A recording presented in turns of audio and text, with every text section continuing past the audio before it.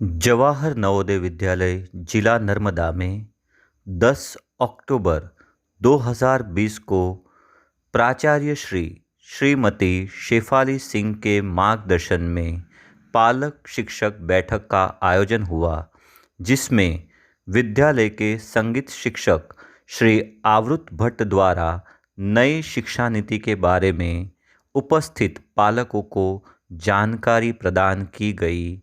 तो आइए सुनते हैं इस बैठक के कुछ अंश।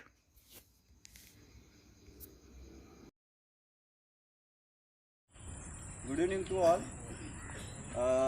आज मैं बेटा आपके सामने न्यू एजुकेशन पॉलिसी जो है उसके बारे में थोड़ी इन्फॉर्मेशन दूंगा।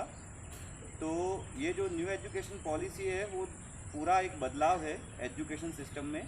जैसे कि पहले आप 10+2 की जो उससे पढ़ाई करते थे कि आप 10 करते थे, फिर 2 साल 11-12 और फिर आप कॉलेज में जाते थे। तो इसकी जगह ये पूरा अभी चेंज हो जाएगा।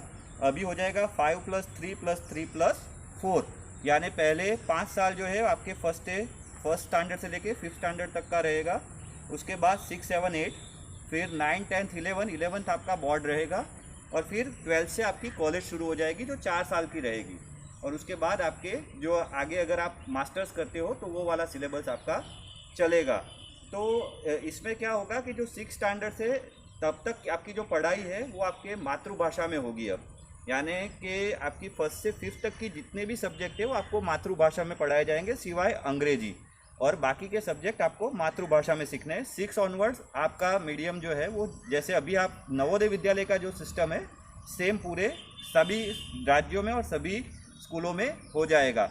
इसके अलावा क्या होगा कि 6 स्टैंडर्ड्स के आगे आपको आत्मनिर्भर बनाने के लिए कि आप स्वयं ही अपने आप में इतने बलवान बनो कि आपको जब आप कुछ भी आगे जाओ और आपको रोजगारी के लिए किसी के ऊपर डिपेंड न रहना पड़े, तो आपको व्यवसाय लक्षी जो कोर्सेज होते हैं वो भी साथ में विषय के साथ में ये सारे कोर्सेज सिखाए जाएंगे।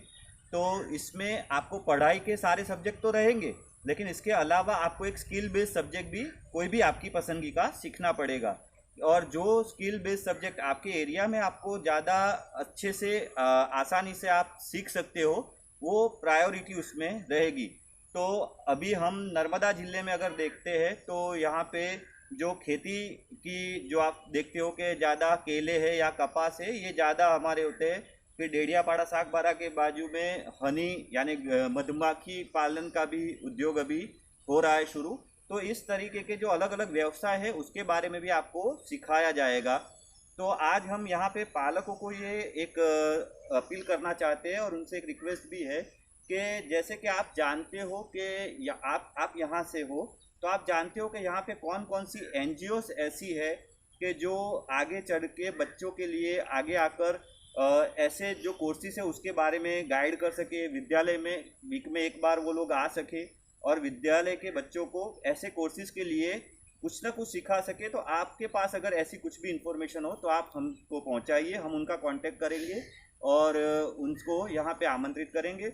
प्लस गवर्नमेंट जो ये अपनी ITIs रहती है और ये जो रहता है वो कहाँ कहाँ पे कौन कौन से कोर्सेज चलाती है। जैसे हम यहाँ पे गोरा और राजपीपला तक तो देखते हैं, लेकिन आगे जो डेडियापाड़ा सागबारा के साइड कौन कौन सी ITIs है और वहाँ पे कौन कौन से व्यवसाय लक्षी कार्यक्रमों को सिखाया जाता है, क्या वो लोग ऐसा प्रीफर करते हैं कि बच्चों को आके सिखाए। अगर ऐसी कुछ इन्फॉर्मेशन आप भी हमें दे सके तो आप हमें ज़रूर बताइए, हम आपका सहयोग इस बारे में चाहते हैं।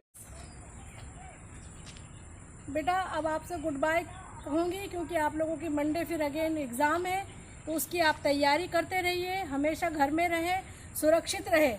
घर से बाहर यदि जाना पड़े तो सुरक्षा के दायरे में जाएंगे। इन्हीं सब बातों को लेकर आज हमने कोविड-19 के अगेंस्ट में एक जन आंदोलन, जो हमसे भारत सरकार ये चाहती है कि प्रत्येक संस्थान जो है बच्चों को जागरूक करे। रीओपन ज़रूर होगा स्कूल, लेकिन रीओपनिंग से पहले बच्चों में कुछ बातों की समझ, जागरूकता का आना बहुत ज़रूरी है, जिसके तहत बच्चे सुरक्षित रहेंगे। क्योंकि बेटा यहाँ पर आने के बाद में आपको छोटी छोटी बातों के लिए एकदम टोकना बहुत मुश्किल हो जाता है कई बार, क्योंकि पर्सनली अगर आप अपनी हाइजीन नहीं मेंटेन करोगे, डिस्टेंस नहीं मेंटेन करोगे, तो ईच एंड एवरी कॉर्नर में आप लोगों को खुद को सेल्फ अवेयरनेस के दायरे में रखना है और हमेशा सुरक्षित रहना है।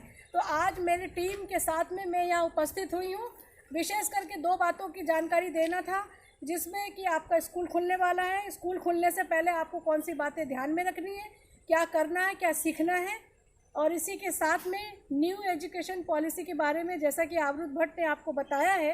तो बेटा हमारे नर्मदा जिला जो आदिवासी बाहुल्य क्षेत्र है, स्वाभाविक रूप से यहाँ पे लघु उद्योग, कुटीर उद्योग और ऐसा बहुत सारा प्रकृति में छुपे हुए खजानों को विकसित करने संबंधी ऐसे कुछ संस्थान होंगे, एनजीओ होंगे जो इसको चलाते होंगे, जिनकी स्किल, जिनकी कौशलता आपको सीखना ज़रूरी है।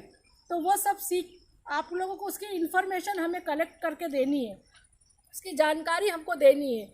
तो मतलब ऐसा कुछ भी, चाहे आपका पॉलिटेक्निक हो, आईटीआई हो, ऐसे कुछ सेंटर होते हैं या डिफरेंट और भी किसी लघु उद्योग जिसमें कि बच्चा आत्मनिर्भर हो सकता है, तो ऐसी जगहों को ढूंढो, जानकारी लो, विद्यालय को जानकारी दो, जिससे कि विद्यालय उनसे करिकुलम कलेक्ट करेगा और एक सिलेबस फ्रेम किया जाएगा और बच्चों को उसकी टीचिंग दी जाएगी, उन्हें सिखाया जाएगा और एक्सपर्ट्स हम हायर करेंगे बाहर से।